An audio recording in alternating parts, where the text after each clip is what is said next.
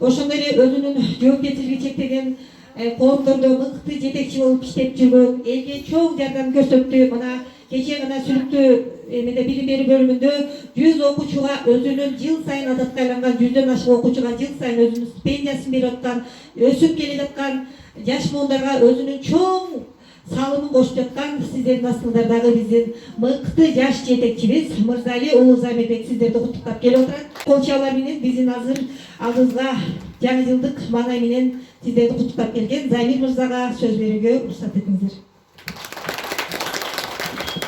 Саламатсыздарбы, урматтуу катышуучулары. Байрамыңыздар менен дагы бир жолу куттуктаймын. Кыргызды кыргыз кылып сактап тура турган бул эң биринчи маданият дейт да. Ошого азыркы учур кандай учур? Биз маданиятты көрсөтө турган учур келди да.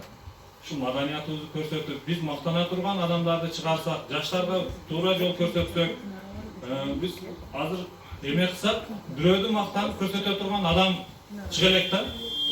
Казактай адам айта турган болсо, маданият жолунда дагы биз айтасак, ушундай жаштарды тарбиялап чыгара турган болсок, биз артынан сыймыктанып, башка мамлекетке барсак, бардыгы маданиятка жабынып алат экен да. Биз мамлекетибиздин жол бир байды айтып мактана албайт экенбиз да.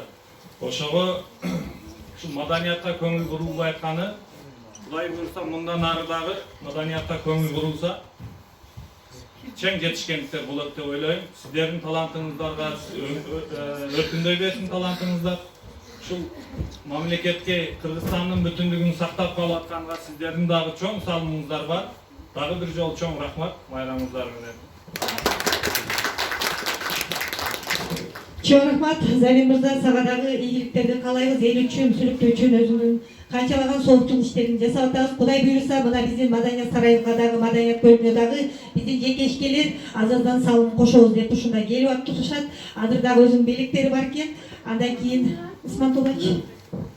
Замир мырзанын биреде мектептерге эмес, башка жакка эмес, биздин мектебибизге дагы демөөрчү турган жакында бизге принтер алып берди. Биз чоң Чоң рахмат. Соопчулуктун бир жакшы жери көрүнүшкө айтылбай турган дейт.